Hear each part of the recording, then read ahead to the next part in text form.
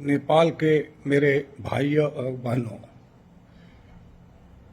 नेपाल का माओवादी नेता प्रचंड, जिसको ये नाम दिल्ली से मिला, प्रचंड सुर्खेत में जाकर के नेपाल की जनता को आतंकित करने का बयान दिया है। वो बोला है कि यदि 15 गते का कार्यक्रम काठमांडू में हुआ, नेपाल की जनता द्वारा नेपाल में हिंदू राष्ट्र लाने के लिए अगर नेपाल में काठमांडू में 15 गते का कार्यक्रम हिंदूवादी, राजावादी या राष्ट्रवादी लोग करते हैं, तो उसकी पार्टी के कार्यकर्ता नेकपा माओवादी यानी वाईसीएल अगर कहीं भी काठमांडू में या नेपाल में दिखेगी तो अच्छा नहीं होगा। बहुत धमकी तुमने दी, दिल्ली के दम पर, चर्च के दम पर, अमेरिका और यूरोपियन यूनियन के दलालों के दम पर। प्रचंड, अब सुधर जाओ। तुम्हारी ये धमकी जो तुम सुर्खेत में जाकर के धमकी दे रहे हो ना, पूरे नेपाल को, नेपाल की जनता को, हिंदुओं को, हिंदूवादियों को, राजावादियों को, हिंदू राष्ट्र वापस लाने वालों का आंदोलन को, शांतिपूर्ण आंदोलन को, तो ये नोट कर लो। अब तुम्हें दिल्ली, तुम्हारी रक्षा तुम्हें नहीं कर पाएगी। तुम्हें तुम्हारे आका जो अमेरिकी और यूरोपियन यूनियन के दलाल जो दिल्ली में बैठे हैं ना, या बाप्टिस्ट चर्च के लोग जो बैठे हैं ना, हमारे देश में छुप के बैठे हैं, जिसको जो माओवाद यहां भी चलाते हैं हमारे देश में, अगर तुम्हें यह घमंड है कि हमारे देश के अमेरिकी यूरोपियन यूनियन के दलाल और उनकी सेना जो माओवाद के नाम पर हमारे भारत में भी तबाही मचाती है, लेकिन आजकल उसकी हिम्मत नहीं है मोदी सरकार के रहते। प्रचंड, ये नोट कर लो, तुम सुर्खेत की धार्मिक धरती से तुमने जो बयान दिया है ना, ये तुम्हारे लिए अच्छा नहीं है। तुम माफी मांग लो नेपाल की जनता से, तुम हिंदूवादियों से, देशभक्तों से माफी मांग लो। तुम्हारा ये बयान बहुत ही खराब रास्ते पर ले जाएगा तुम्हें, तुम्हारे नेपाल को। ये तुम्हारा ही नेपाल नहीं जो तुम सोचते हो नेपाल तुम्हारा ही है। ये नेपाल आतंकवादियों का नहीं है, वाईसीएल जैसे खूनी लोगों का नहीं है। ये नेपाल की जनता का है। प्रचंड, तुम भी वही हो। तुम नेपाल को नेपाल नहीं समझते हो, तुम्हारी धरती वो नहीं है। तुम तो विदेशी की औलाद हो, तुम भी बाहर से आए हुए पुरखों की औलाद हो। तुम्हें नहीं पता गोरखा क्या होता है। तुम झूठे गोरखा हो ही नहीं। यदि तुम गोरखा होते तो नेपालियों के जो धर्म को बचाने के लिए संघर्ष कर रहे हैं, तुम उनको वाईसीएल की अपने गुंडा, अपने जो आतंकवादी है जो दिल्ली से हथियार पाए थे ना, उनके दम पर तुम्हें धमकी नहीं देते। तुम्हारे माओवादी भारत में भी खत्म हो चुके हैं। मैंने तुम्हारी ट्रेनिंग मैंने देखी कहां कहां हुई है।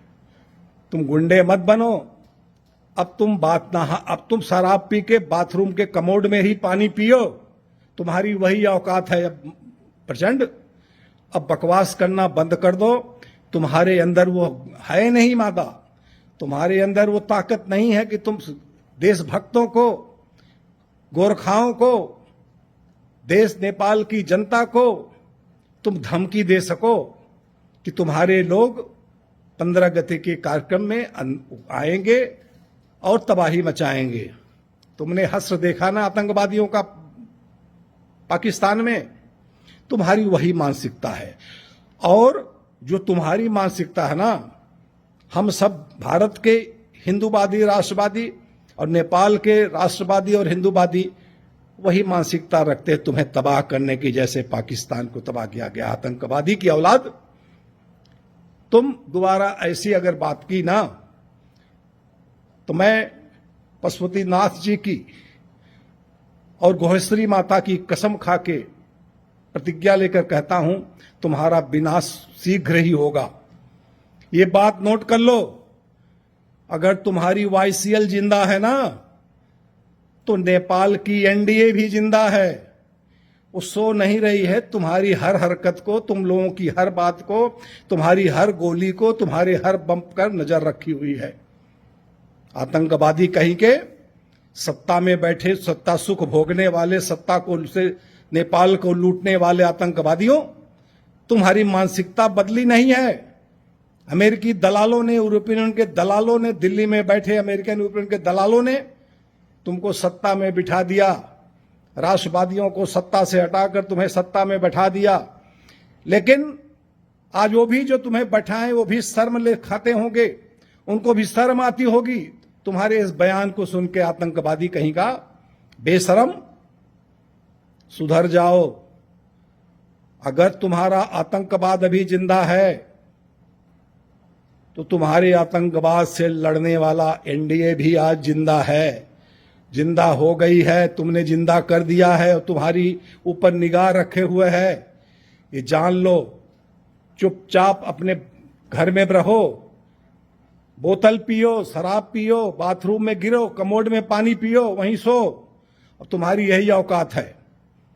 और उन लोगों को भी मैं चेतावनी देता हूं जो गोली चलाते हैं, राष्ट्रगान बजने पर मंच पर बम फेंकवाते हैं, उनको भी चेतावनी देता हूं, शांतिपूर्ण आंदोलन को चलने दो। उनकी मांग नेपाल को बचाने की है, तुम लोगों को नेपाल बेचने की है ना। राष्ट्रवादियों को नेपाल बचाने के लिए आंदोलन कर रहे हैं, अपने धर्म को बचाने के लिए, अपनी धरा धरती को बचाने के लिए, अपनी समृद्धि के लिए आंदोलन कर रहे हैं। तुम्हारी भी आने वाली पीढ़ी भी समृद्ध होगी तो तुम्हें तो दुख होगा ही, क्योंकि तुम्हारी पीढ़ी तो बाहर जा चुकी है। कोई लंदन में, कोई अमेरिका में, कोई कहीं का आके बस चुका है। तुम्हारे लिए तो कोई चिंता है नहीं। तुम्हें तो नेपाल की जनता की चिंता तो नहीं है ना। तुम तो अपने लिए जीते हो, अपने सुख के लिए, अपनी अय्यासी के लिए अपने लिए जीते हो। इसलिए प्रचंड दिल्ली से बनाया हुआ एक आतंकवादी, अपनी इस मंशा को बंद मिटा दो। अब आतंकवाद का नाम दोबारा मत लेना। देशभक्तों को 15 गते से जो शांतिपूर्ण आंदोलन कर रहे हैं नेपाल को बचाने के लिए, हिंदू राष्ट्र वापस लाने के लिए, हिंदू मोनार्की या हिंदू अधिराज्य लाने के लिए जो शांतिपूर्ण आंदोलन कर रहे हैं, तुम उनको बंदूक, उनको गोली, उनके बम की धमकी मत दो। तुम्हारा वाईसीएल को एनडीए चुपचाप देख रही है। अब तुम्हें दिल्ली से कोई सहायता नहीं मिलने वाली है। अब यहां पे वो सोनिया की सरकार, सोनिया की अमेरिकी सरकार, सोनिया की आतंकवादियों की सरकार अब नहीं है। यहां पे मोदी और योगी की सरकार है, ध्यान रखना। तुम पुष्यमित्र शुंग की औलाद हो। पुष्यमित्र शुंग से लड़ने के लिए वहां बौद्ध भगवान बुद्ध की औलादें बैठी हैं, भगवान पशुपतिनाथ जी की औलादें बैठी हैं, माता सीता की औलादें बैठी हैं। तुम अपने औकात में रहो।